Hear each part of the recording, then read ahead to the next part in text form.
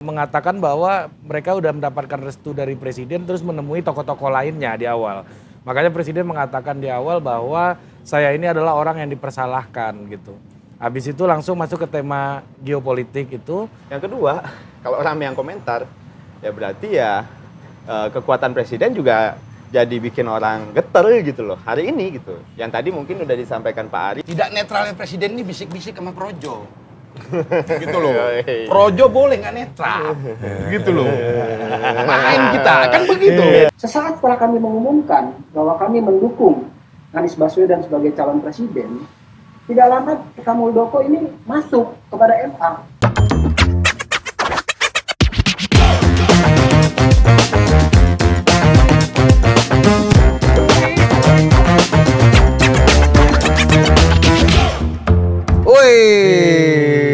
Kaget kita karena audio floor-nya nggak nyala ya. Iya, Tapi perawakan lu gue lihat sejak diterima presiden di Istana Merdeka di meja panjang tempat Valdo di briefing setiap hari itu Anda udah berubah nih, kacamata baru ala Abraham Lembot.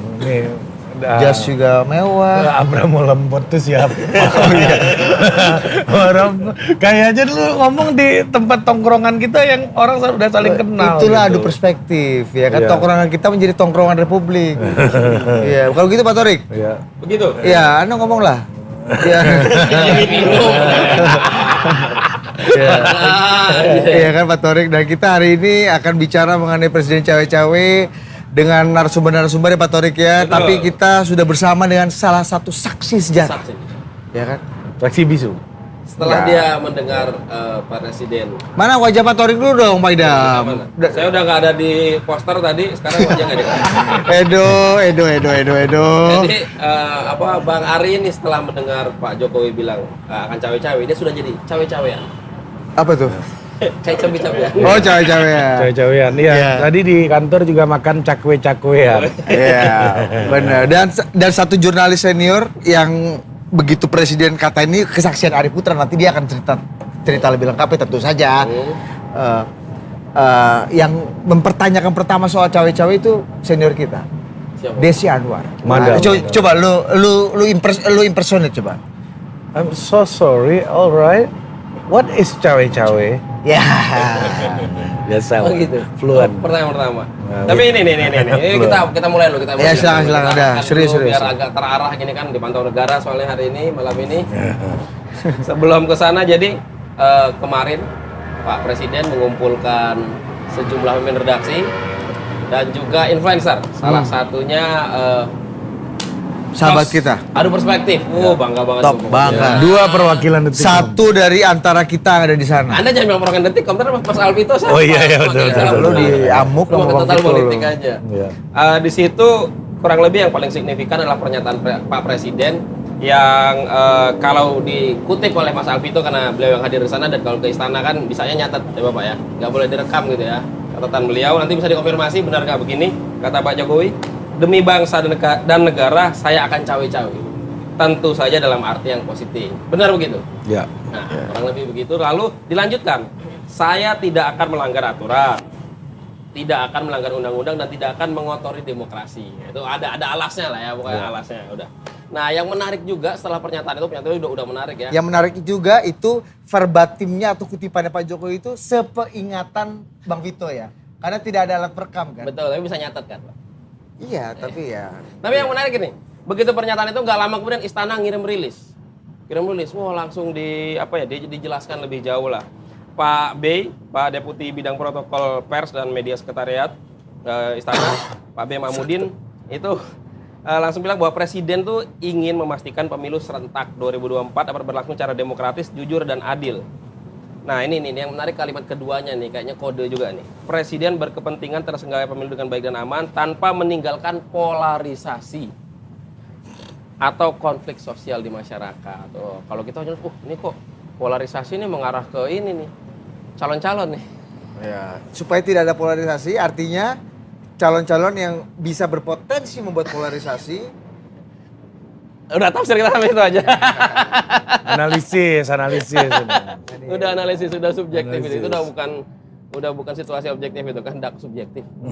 Jadi kita sudah bersama siapa hari ini untuk menerjemahkan itu ya. Mas sebenarnya kan dari awal dari pembukaan musra aja Pak Presiden sebenarnya kan kenapa harus kaget gitu dengan cawe-cawe kan? Artinya dengan Presiden bilang ojo ke susu nanti tak BCI.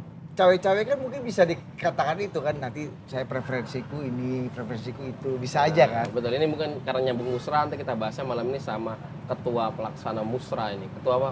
Musra Bang ya, Bang Panel baru. Ya, dan beliau adalah orang yang paling kita bisa persalahkan. Kenapa pada saat musra itu tidak ada arahan yang jelas dari Presiden? Akan didukung, siapa yang didukung? Karena apa? Karena kata Presiden gini, loh saya baru dapat amplopnya dari Pak Panel Barus, masih belum tak buka. Iya, kenapa nggak dikasih dari kemarin, Itu Bang? dia, jadi Aduh. kalau Anda nggak mendapatkan itu salah Panel Barus. Nah, iya Bang ya. Ini kan dari apa sisi relawan, untuk menerjemahkan dari sisi istana juga ada nih, sudah ada perwakilan istana yang penguasa GBK udah. Berarti megang tiket Coldplay dong. Presiden udah bilang kemarin, gue sempat dengar langsung dari mulut Presiden, Bapak punya tiket Coldplay. Katanya Mbak Desi Anwar kan. Kita bersama staf khusus Mensesnek, Bang Faldo Maldini. Terima kasih. Bang Faldo, terima kasih udah datang Bang Faldo. Normatif sekali Anda salamnya Bang Faldo ya. Om Swastiastu, Namo Buddhaya, salam kebaikan. Iya. Dan hari ini teman sebelah gue ini mentalnya udah minta ditanya narasumber. Jadi dia minta ditanya. Kita perkenalkan. Dari tadi diem. Iya. Minta gaya udah gaya-gaya narasumber kan. Coba lu Gua kenalin lah. abis ini gue minta amplop sama tantangan gue. Kita sambut, kita kenalkan juga influencer nasional level istana. Top. Diundang bersama 3 influencer penting di Republik ini. Udah masuk radar. Yang paling penting, foto menentukan posisi dan prestasi. Oh. Siapa di belakang Presiden? Nggak, tapi Anda bantah dulu, bukan Anda yang mengundang ini, Pak. Lewat mana lagi kan? Gitu. Siapa yang suka nyebar-nyebar? yang undang ketemunya di kantin ses. Oh, beda. Bro, yang suka nyebar-nyebar link kita kan?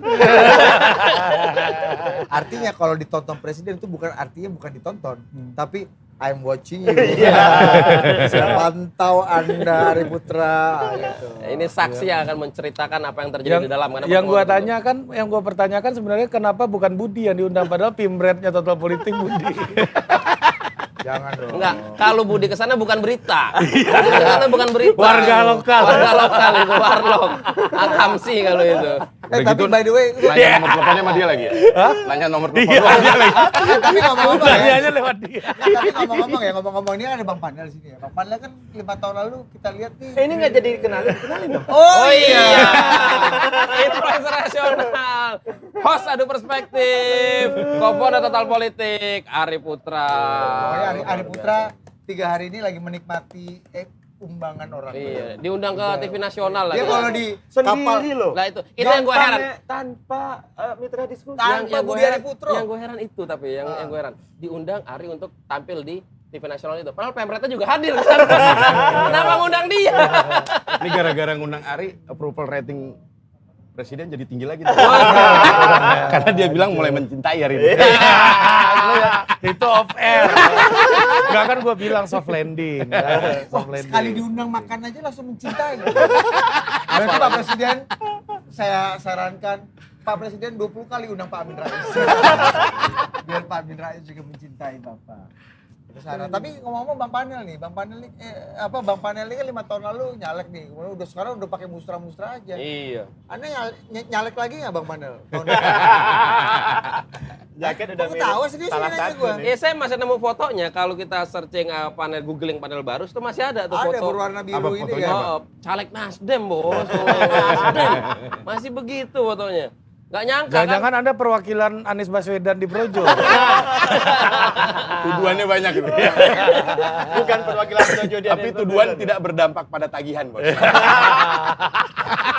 Tuduhan hanyalah huruf, bukan angka ya. Bang, coba lu ngomong dulu. Iya. Udah di-remove, coy. Apa yang dirimu, Bang? Udah di-remove. Ya, Apanya? apa? Di-remove Di-remove dari? apa? Dari Kepengurusan. Nasdem. Dari Nasdem. Dari Jadi Nasdem. abang bukan Nasdem Dirimu. lagi? Bukan. Wah, Udah bukan Nasdem lagi. Per kapan Bang? Bareng sama lu itu. Lah kok bareng sama gua? Pas bareng Anda sama caleg lu. Nasdem juga. Anda caleg Nasdem juga. Cuman gue gak cerita sama lu. Ini beneran tongkrongan. Ya serius nggak tahu jadi Bang Panel udah 19 April.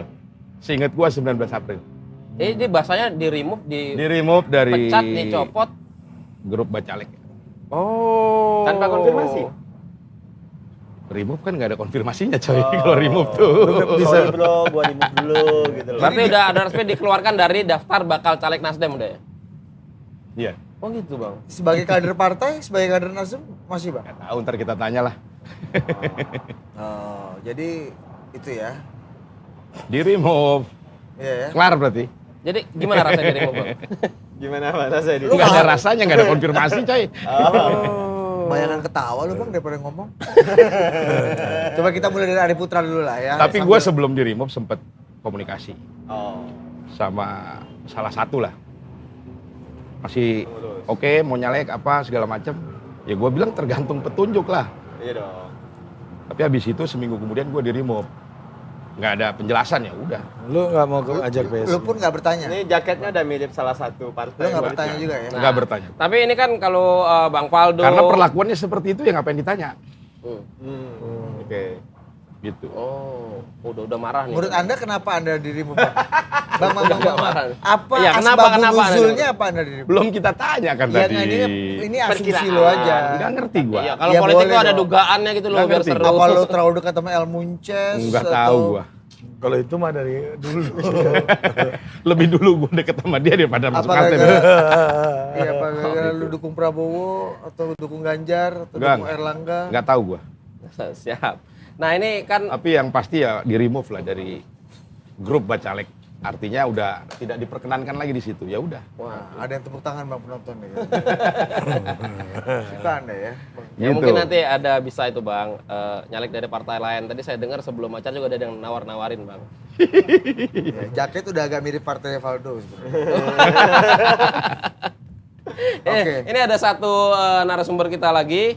Jadi kan kalau apa namanya Bang Faldo sama Bang Jovan ini kan kok Bang sebut dah gue Jovan? jadinya. Oh, Itu keingat narsum yang selanjutnya. Jovan. Narsum selanjutnya. Bang Panel ini kan mewakili sisi Pak Jokowi. Nah ini kita juga ada yang dari mewakili sisi Pak SBY. Tarikannya agak sana. Agak kenceng tuh ujung-ujung. Sudah ada di Zoom juga Wasekjen Partai Demokrat Bang Jovan Latukonsina.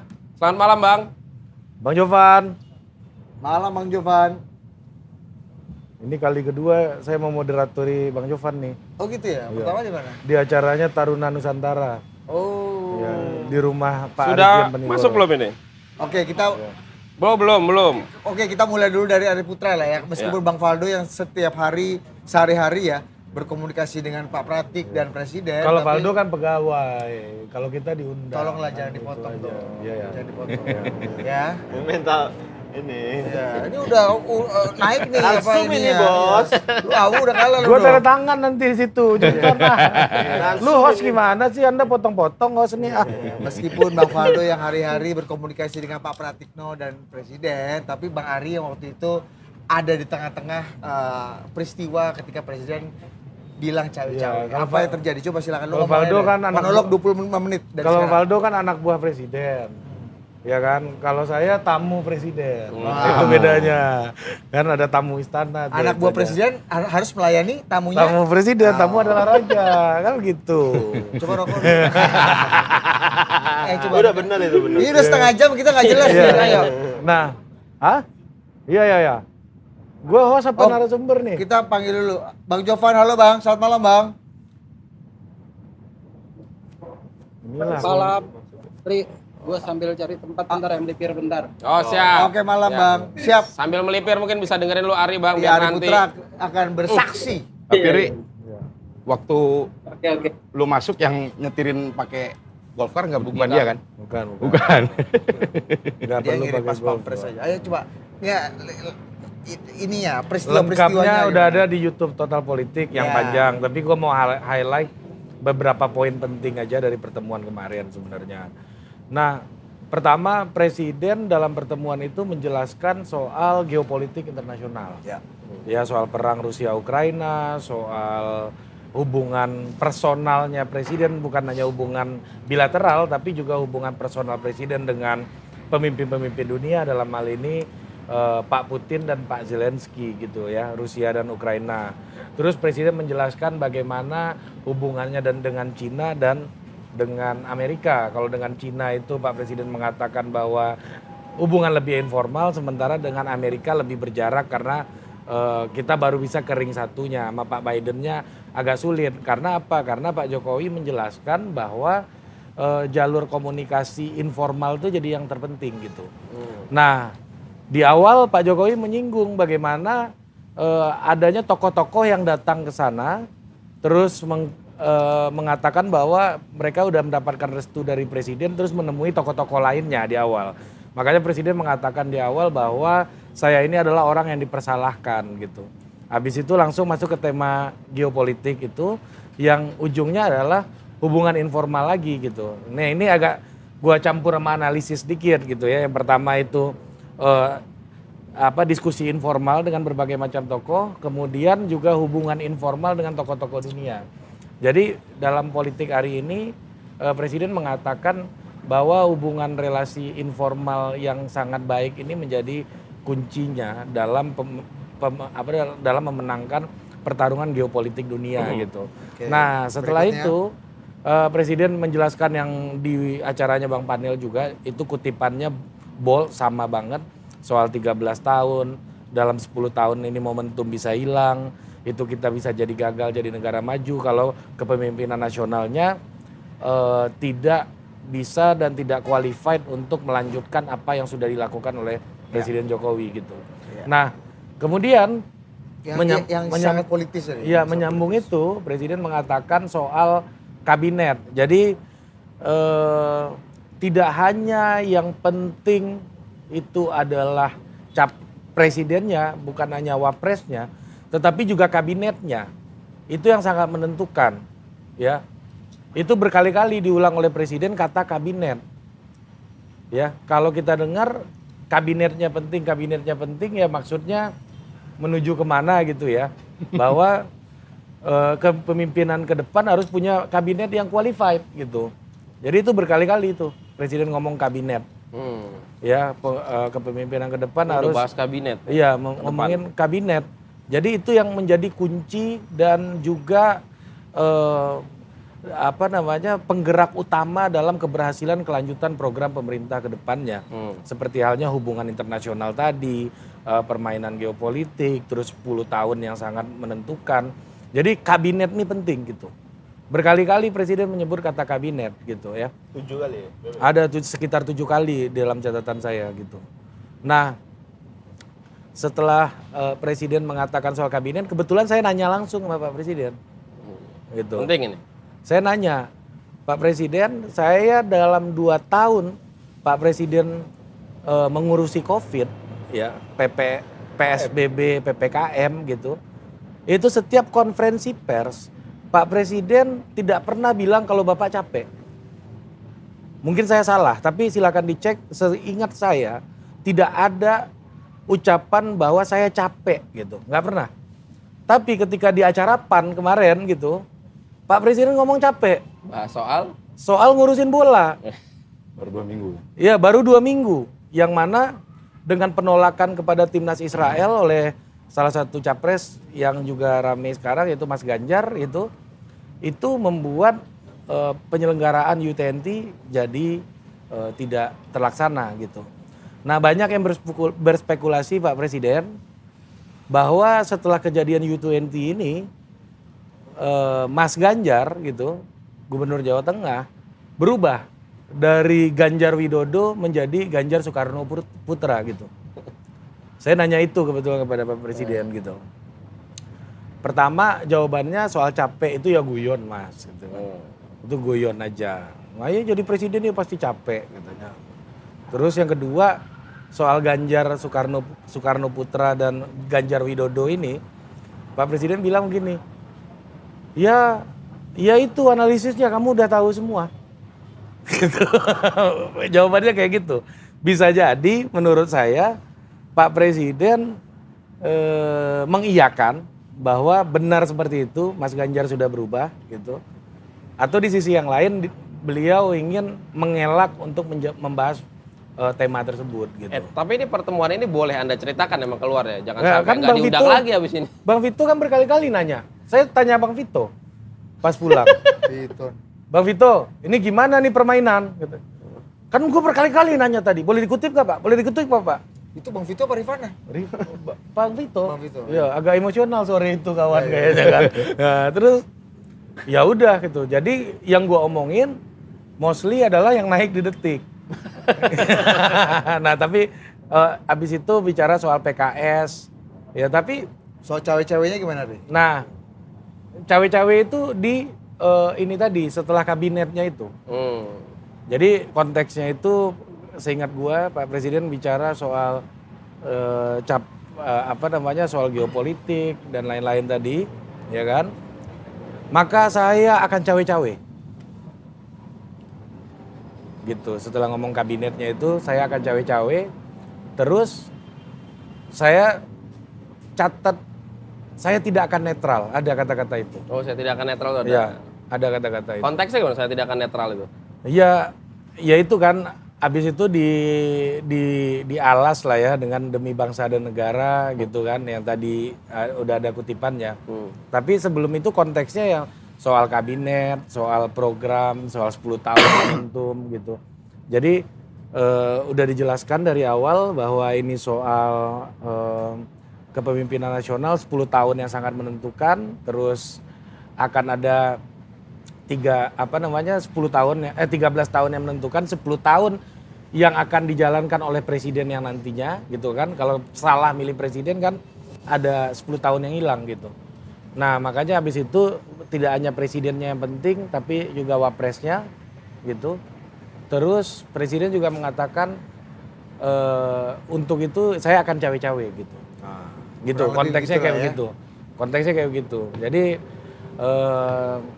sangat itu intinya kayak gitulah gitu. Yang tadi kan soal Partai Nasdem juga ada kan pembahasan soal Partai Nasdem. Apa kata soal Partai Nasdem? Ya Pak Presiden ditanyai soal Partai Nasdem gimana Pak gitu kan. Oh Pak Surya sering kesini. Tapi itu dulu. Katanya. Nah gitu. Jadi kira-kira ya kayak begitulah soal Partai Nasdem gitu. Oke. Nah, Frame-nya di out dulu ini karena jadi kalau kita bicara soal omongan presiden di dalam konteks ya kita udah kita kedatangan langsung masuk aja ke Kang Kansi. Kansi, ya kita sudah kedatangan politikus dari PD Perjuangan. Kang Kansi Lema, dari NTT. Nelayan tani ternak, ya kan? Nelayan ternak. Iya. Mantap Kansi. Ini Nelayan kursi merah ini khusus Kansi aja kita Iya. dikit ya. Biasanya besok kalau Tiap Rabu juga merah. ya kalau Bang Yovan kesini jadi biru. Waktu Bang Panel Barus masih di Nasdem masih biru. Biru ini. Iya. Tapi karena udah di remove jadi ganti merah. Merah. Nah jadi gitulah Pak Torik. Kurang lebih ya. Konteksnya kayak begitu presiden bicara soal cawe-cawe itu dan Lebih lengkapnya kita lihat di Total Politik itu. iya ada Setengah penjelasan jam saya di lebih, Total 40 Politik menit. gitu ada 40 menit. Iya. Tapi Masih ada. Oke. ini kalau saya melihat bahwa ini analisis nih ya. Analisis, disclaimer Analisis nanti ya. kita bisa lempar diskusinya gitu ya. Pemantik. Pemantik analisisnya. Kalau buat saya ngelihat bahwa presiden hari ini juga pertanyaannya Mbak Desi Anwar menarik. Ini lupa, ini agak highlight deh, penting nih. Pas Pak Presiden habis ngomong cawe-cawe, seingat gua Madam Desi nanya sama Pak Presiden. Kita kan punya konstitusi, kita punya aturan. Bagaimana cawe-cawe ini? Nanti Bapak tidak netral ini kan nggak bisa, kita ada aturan konstitusi segala macam. Pak Presiden jawab gini, saya ini bukan hanya pejabat publik tapi juga pejabat politik. Saya udah sering ikut dalam pertarungan politik. Saya juga tahu batasan etika. Saya juga tahu aturan. Jadi cawe-cawe saya tidak akan melanggar aturan, tidak akan bertentangan dengan etika. Nah dari ucapan itu ya, gue membayangkan Pak Torik bahwa cawe-cawenya presiden ini kaitannya dengan game persepsi. Karena firmnya presiden di situ bicara dipengaruhi dengan approval ratingnya yang sangat tinggi. Oh ya. Ya, jadi game cawe-cawenya itu menurut gua itu game persepsi. Ini menurut gua, tafsir gua nih.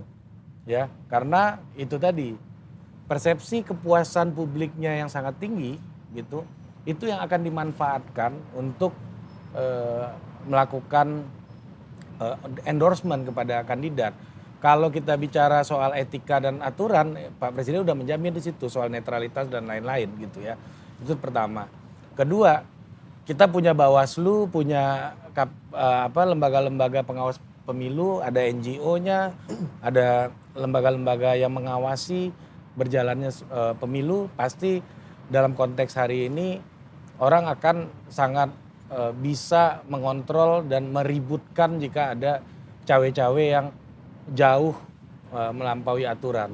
Tapi dalam konteks kemarin firmnya presiden itu menurut gua itu adalah soal bagaimana persepsi kepuasan publik terhadap presiden itu yang dimanfaatkan sehingga kekuatan itulah yang akan menjadi modal dasarnya untuk melakukan cawe-cawe itu seperti apa gitu.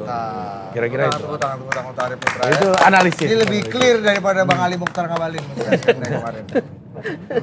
Udah apa pertanyaannya udah. Ya, Buat Bang Faldo dulu lah. Ya, Pak Faldo. Dengan pernyataannya kan jadi kontroversi, ditanggapi oleh oposisi dan juga pihak-pihak lain yang bilang, oh harusnya presiden nggak cawe-cawe. Pernyataannya berbahaya kalau kata PKS begitu. Yang bisa ditafsirkan jauh lah.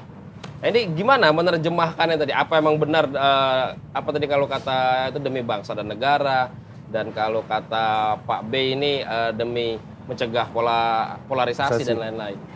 Jelas lebih jauh gimana Bang? Ya pasti kan belakangan kalau kita ngikutin gitu bahwa presiden kan belakangan bicara soal bonus demografi, kita punya sekitar 13 tahun, kita akan take off untuk menjadi negara yang maju gitu. Jadi ada banyak hal yang telah dimulai hari ini dan dalam itu ini akan selesai, sehingga kita perlu memastikan gitu, presiden perlu memastikan bahwa ini yang sudah dilakukan hari ini gitu, itu harus bisa berlanjut, bahkan kalau bisa lebih baik. Itu yang pertama. Jadi bicara soal good policy gitu, bicara soal right policy gitu, itu yang menjadi concernnya presiden kan. Yang kedua, kalau orang yang komentar, ya berarti ya kekuatan presiden juga jadi bikin orang geter gitu loh hari ini gitu. Yang tadi mungkin udah disampaikan Pak Ari lewat surveinya, masih dihitung nih, tinggi, gitu kan? Ya Ari bilang persepsi. Iya, masih dihitung gitu loh. Ya. Maksudnya cyber. Di sisi lain orang banyak bilang akhir periode lemdak lah, nggak bakal ngapa-ngapain gitu. Nggak terbukti. Jangan lupa loh ya, Pak Presiden Jokowi itu masih ada waktu 1 tahun 5 bulan, 16 bulan, persis sama dengan Pak Habibie jadi presiden. Periodisasinya itu. Iya. Dan banyak hal yang bisa dibikin dalam waktu yang sangat pendek itu. Waktu itu bangkit dari Orba bahkan. Bangkit dari runtuhnya pasca Orba. Itu yang kedua, Bang. Jadi masih dihitung nih. Pak Presiden Jokowi, wah langsung ada yang bilang mendukung Gerindra, ada yang bikin begini begitu gitu loh. Itu yang kedua. Nah, yang ketiga, bicara soal bagaimana apa yang telah menjadi keresahan soal netralitas tadi misalnya kan, pun seandainya Pak Presiden tidak mengendorse siapapun, asalkan lembaga yang tadi disampaikan oleh Pak Ari itu bisa bekerja dengan maksimal, pasti ya nggak ada masalah sama netralitasnya presiden. Oke. Ya, mau presiden dukung, Bawaslu, KPU, internasional, NGO mungkin, atau mungkin publik, influencer, YouTuber, media, itu mantau, pasti ya nggak akan ada masalah sama netralitas dong. Pun nggak nge-endorse pun, ini bisa bekerja dengan baik, trustnya pasti ada, Pak. Ya. Gitu loh, logiknya kan. Nah, jadi dalam hal ini kami ingin menyampaikan bahwa banyak hal yang ingin terus dipertahankan, terlepas dari persepsi kepuasan publik 82%, tapi kan kita juga tidak bisa menutup mata, masyarakat happy, ya. Kalau seandainya kita bedah lagi itu, soal kepuasan itu, yang paling puas itu ya kelompok 18 sampai 35, Pak. Di mana di situ adalah bagian dari raja elektoral pada pemilu nanti. Jadi programnya kena, Bos. Jadi ketika program kena, terus nanti tiba-tiba kentang gitu, itu kan sedih gitu. Dan apalagi ada keinginan bahwa ini kita ada target di depan, aku udah sampai di sini loh. Jangan sampai apa yang udah dibikin itu mentok. Ini berlaku untuk dua-duanya bahkan menurut saya. Mau berlaku untuk yang keberlanjutan, apa yang mau dilanjutin gitu. Yang setelah misalnya bicara soal hilirisasi, ngapain lagi gitu loh. Bicara soal IKN, ngapain lagi gitu. Bicara soal pemberantasan korupsi, apalagi yang mau diperbaiki gitu. Pun dengan perubahan, apa yang akan Anda tawarkan dan gimana caranya. Jadi ini berlaku ke semuanya nih Pak. Gitu loh. Emang Mas Anies nggak ngomongin caranya selama ini? Wah, agak susah sih kalau aku dengar pidatonya ya Pak Ari ya. Nah, gimana? Karena Coba gini loh, karena ketika ini dia bicara soal soundbite nih, udah. bicara soal jalan, Jalan. misalnya, ya kan? Ini kan bukan soal gratis, berbayar doang gitu. Tapi ya asumsikanlah manusia itu bisa khilaf, baca data bisa salah gitu kan. Kita menerima itu sebagai sebuah fakta gitu ya. Tapi jangan lupa Pak Jokowi ketika dia ingin membangun sesuatu, dia membuat sesuatu yang berbayar itu, let's say jalan tol, yang di kepuasan survei nomor 2, itu orang bisa bayar Bang. Kalau kata mamaku di kampung di Padang Bang Ansi, Kakak Ansi, kalau kita pergi ke restoran, terus mahal makan di situ ngapain? Mamaku tuh bilang Pak Kakak Ansi, kalau mahal itu kita nggak bisa bayar Bang. Kalau kita masih bisa bayar, itu tuh nggak mahal. Gitu. Jadi kan ini adalah sebuah upaya untuk mengempower orang untuk bisa lebih berdaya gitu. Itu perspektif pembangunannya. Karena kan 3 nih ideologi pembangunan Pak Jokowi ini. Infrastruktur yang bagus, debirokratisasi, UU Ciptaker, penegakan hukum, ya kan? Nggak akan ada investasi masuk kalau polisinya nggak bagus. Nggak ada jaminan, nggak ada kan duit masuk. Orang nggak mau bisnis di sini, kesana kemari, diminta sini, kutip sana, kutip sini gitu. Yang ketiga penegakan hukum, kawan, lawan, dekat, jauh, atas, bawah, depan, belakang, sikat kalau kena. Mungkin kemarin sempat diomong juga tuh, kalau seandainya berapa orang yang ketangkep di periode ini gitu. Dan tidak sedikit dari kawan gitu loh. Iya kan? Soal pemberantasan korupsi Pak Jokowi juga ngomong Mbak. Iya. Dan Bahwa paradigmanya adalah pencegahan katanya. Makanya e-government dibangun. belum lagi sinkronisasi institusi Pak. Dulu kan heavy di KPK. Hari ini ada kita lihat kejaksaan, polisi, BPK. Ini orkestrasi gitu. Nah kalau bicara masa depan dan ini kita ngambil posisinya kita lepas tangan dalam dada tertentu nggak ngikutin, ya kan sayang Pak Thorik. Karena kan pemerintah adalah mensinergiskan antara hari ini dan masa depan. Ya, apalagi calon-calon bicara masa depan, tapi hari ini itu kan bukan berarti kita nggak ngapa-ngapain gitu loh. Ya. Udah bosen juga sih ngomong angka survei terlalu tinggi nih gitu loh kadang-kadang gitu loh. Karena ini udah 2 tahun Pak, bid ini saya ulang gitu loh. Karena angka surveinya bagus terus gitu. Bosan ya lo ya. Stand up comedy. Iya. Apa? Beat ini udah saya ulang 2 tahun emang. Ya kita kan belajar dari stand up comedian. Kita kan pekerjaan sebenarnya stand up comedian. Ini hobi. Saya hobi. Luar biasa Oke, penjelasannya. Kita ke Bang Panel ya. Bang Panel penting nih bahkan Musradi kemarin coba boleh ditampilkan tadi artikel ada Pak Sekretaris Kabinet Pak Pram juga bilang bahwa cawe-cawe itu artinya presiden bukan endorse ke siapapun. Sementara di Musra di mana Anda sebagai ketua panitianya yang mensegel laporan itu Yang sehingga telat uploadnya datang gitu ya. tidak mengungkapkan siapa yang dia calon. Presiden berjanji pada waktunya aku akan bisiki. Itu dia. Artinya ada endorse di situ. Nah, gimana, Bang Panel? Ya sebelum lebih jauh ya, Ya. gua kasih pertanyaan dulu Aduh. ke kita semua. Sebenarnya kita butuh pejabat yang bodoh amat atau pemimpin yang memperhatikan nasib bangsa ke depan. Kalau gue sih pikir nggak ada salahnya kita punya pemimpin yang memperhatiin nasib bangsa ke depan. Disitulah kemudian diksi cawe-cawe ini keluar. Gitu. Nah, buat Ada gua, keresahan. iya, buat gue cawe-cawe ini sama dengan terlibat. Gitu. Gua kalau ngundang orang musra aja pakai kata terlibat, hadir dan terlibat. Dalam menentukan nasib bangsa ke depan. Gitu kan? Pakai kata itu. Jadi Nggak ada bukan hanya for your info ya FYI rakyat ya. terlibat, presiden terlibat nggak ada masalah. Gitu loh, untuk kebaikan, untuk hal yang positif buat bangsa ini. Gitu. Kalau ada diksi tidak netral, tadi yang dijelaskan Bung Ari, tidak netralnya presiden ini juga jangan dikhawatirkan. Karena tidak netralnya presiden tidak mungkin menggunakan fasilitas negara untuk mendukung calon tertentu. Oh, nggak Itu mungkin. garansinya, nggak mungkin. Ribut orang. Tidak netralnya presiden ini bisik-bisik sama Projo. Gitu loh. Projo boleh nggak netral. Gitu loh. Main kita, kan begitu. Beda. Kan begitu Bung Ari ya. Boleh kalau begitu kan. Tidak netralnya presiden apa? Apa? Bisik-bisik Tidak sama Projo. netralnya itu maknanya adalah bisik-bisik sama Projo. Kemarin dia bilang mau bisik-bisik kan.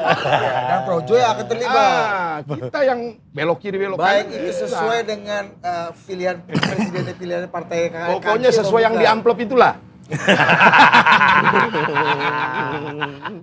Gitu. Nah, lalu kalau kita pikirkan sebenarnya apa sih penyebab dari presiden terlibat cawe-cawe? Menurut gua sama lah yang dibilang Ari sama dibilang Valdo tadi, ada dua hal.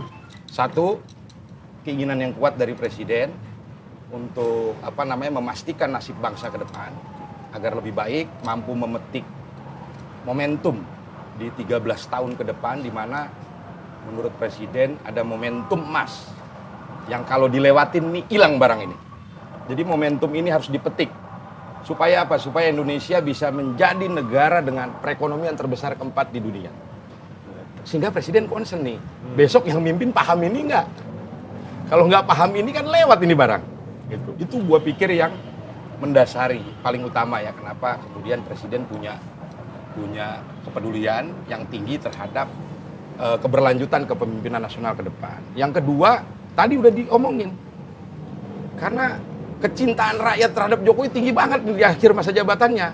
Masa itu yang mau disalahin Jokowinya? Ya janganlah. Approval rating Jokowi tinggi sampai 80% kan bukan salah Jokowi. Kalau approval ratingnya tinggi, presiden batuk aja diikutin sama orang. Presiden batuk aja ditafsir. Gitu loh. Dia ngomong apapun kemudian bisa dianggap cawe-cawe gitu loh. Rakyat akan bergerak ke arah apa yang disampaikan presiden. Karena kecintaan rakyat terhadap presiden tinggi. Gitu loh. Dan gua sampaikan di sini, ya, 10 tahun ini kan singkat sebenarnya. Kita punya pemimpin seperti ini. Gua pikir dengan kecintaan rakyat yang begitu besar terhadap Pak Jokowi, ya, bukan tidak mungkin nih, 10 tahun yang akan datang, ekspresi kerinduan rakyat jatuh ke anaknya nanti. Bisa jadi. Bisa jadi itu. Bang Panel Baris tahu Gitu bikin loh. soundbite ya. Ya. Gitu. Headline tadi udah cukup ya, headline itu udah headline sudah itu. Nah, sebelum ke Kak Ansi, izin Kak Ansi, kita kasih kesempatan untuk oposisi. Partai Demokrat ya kan. Ari sebagai saksi kunci, Valdo dan Bang Panel sebagai mitra dari koalisi pemerintah. Iya. Ini mewakili Saya tadi anak buah. Oh iya, jangan mitra. Mitra ini. Bukan mitra, tamu. Ya, Tamu anak presiden. buah, melayani. Anak buah presiden. melayani. Kawan bisik-bisik presiden. Ya, kawan bisik-bisik. Pelayan kawan bisik-bisik. Partai pendukung pemerintah. kader. Wah, ini sama kader. Sabar dulu kan, sabar. Kita Sama ke Bang kader Jovan. mengingatkan kader yang lain. Selamat malam Bang Jovan. Bang Jovan, selamat malam Bang. Malam, Mali. Kameranya Bang, izin Bang dibuka Bang. Udah belum? Wajahnya Bang Jovan, biar Udah, kita Ya. bisa lihat background Pacitannya nih. Di Pacitan Bang? Ya. Menjelang Oh, tiba. menjelang. Ya. Kita melipir terpaksa. Mantap Bang. Tadi udah menyimak lah Bang, yang sudah menyimak penuturan tamu presiden, anak buah presiden, dan teman bisik-bisik presiden. Kalau rekan separtai nanti dulu.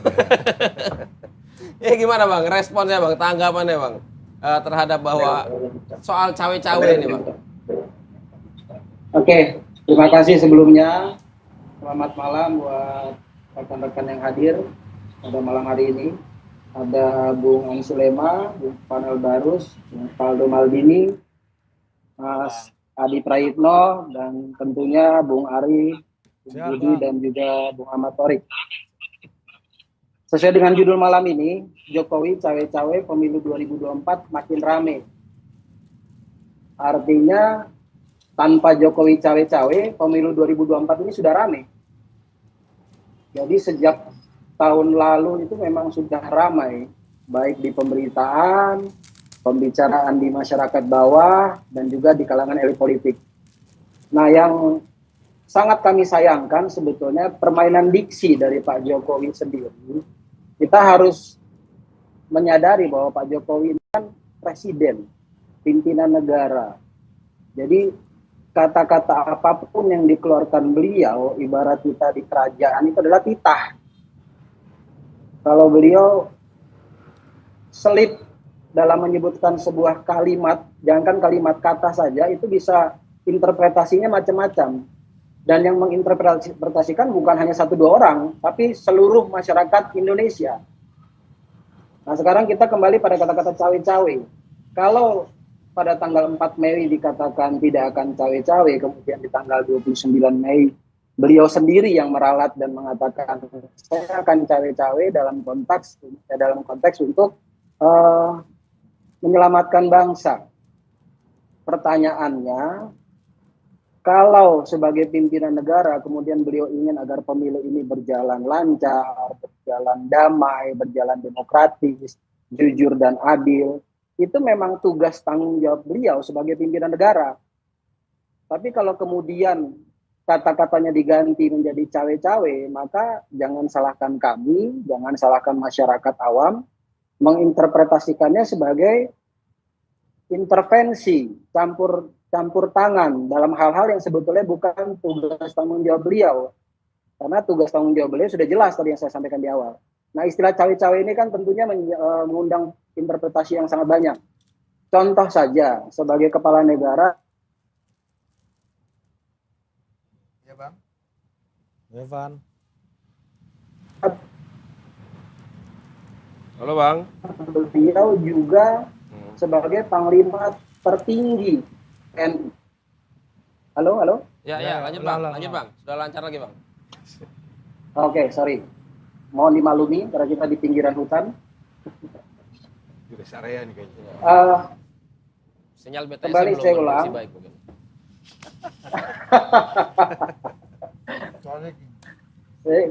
Saya lanjut lagi. Siap. Sebagai pimpinan negara, beliau juga sebagai panglima tertinggi TNI. Beliau juga membawai Polri, membawai BIN, membawai kejaksaan. Nah, kata-kata cawe-cawe ini kan tentunya membuat kekhawatiran bagi publik. Jangan-jangan, kembali saya katakan, ini kekhawatiran.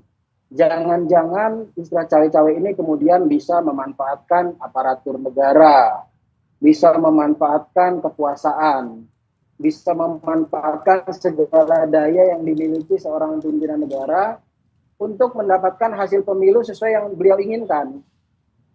Kembali saya hanya fokus pada istilah cawe-cawe ini. Kalau tidak menggunakan kata cawe-cawe, maka buat kami ya memang sudah sewajarnya sebagai pimpinan negara tugas tanggung jawab beliau untuk menjaga agar pemilu 2024 ini berjalan damai, demokratis, hasilnya memuaskan. Tapi karena beliau sendiri merubah istilah dia yang awalnya dibilang tidak akan cawe-cawe, kemudian merubah jadi saya akan cawe-cawe, justru itu yang menjadi kekhawatiran dan menimbulkan interpretasi negatif di kalangan khalayak ramai.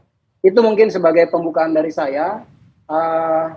Sambil diskusi kita, apalagi yang mau kita bicarakan, yang jelas kalau dengan tema malam ini, Jokowi cawe-cawe, pemilu 2024 makin rame, ya buat kami kata cawe-cawe ini sebetulnya tidak pas diucapkan oleh seorang pimpinan negara. Bang Yovan, saya mau tanya satu Bang. Apa indikasinya cawe-cawe, kan Presiden kan bilang bahwa saya tahu etika politik, saya pernah bertarung dalam pemilu. Harusnya tidak perlu ada kata-kata cawe-cawe. Enggak. Ya. Presiden kan mengatakan saya pernah ikut pemilu, saya ini juga pejabat politik, begitu ada jabatan politik, saya pernah ikut pemilu, menang pemilu, dan saya tahu politik yang beretika dan yang tidak beretika, yang melanggar aturan atau tidak. Jadi cawe-cawenya sendiri kan Presiden mengatakan belum mengatakan caranya seperti apa. Nah pertanyaannya adalah apa indikasinya yang Bang Jovan takutkan itu terjadi? Apakah itu sebagai sebuah peringatan aja untuk masyarakat lebih memperhatikan dan mengawasi, atau memang sudah terlihat ada indikasi cawe-cawenya yang juga mempengaruhi jalannya pemilu, terutama juga beberapa kali narasi dari kubu Mas Anies gitu berkali-kali mengatakan soal penjegalan, drama-drama penjegalan gitu, ada upaya-upaya penjegalan gitu. Apakah udah terlihat gitu? Oke. Kalau kita mencermati perkembangan politik belakangan ini, tidak, kami sudah sangat sering mengungkapkan berbagai fakta di lapangan yang bagi kami kembali, ini bagi kami ya, persepsinya kan beda-beda. Karena kami posisinya di oposisi, tentunya yang pihak koalisi kalau kami mengatakan hal-hal yang buat kami merugikan, akan dianggap, oh tidak, ini kan hanya beda persepsi saja. Tapi yang paling gampang, kejadian paling terakhir saja. Ada Pak Jokowi mengundang pimpinan-pimpinan partai koalisi. Kemudian dalam rapat tersebut, Nasdem tidak diundang. Timbul pertanyaan publik, kalau memang yang diundang adalah partai koalisi, kenapa Nasdem tidak diundang? Dan dengan gamblang beliau sendiri menjawab, tanpa ada yang aling-aling, loh, Nasdem itu kan sudah memilih koalisi perubahan. Jadi sudah berbeda koalisinya. Pertanyaan saya,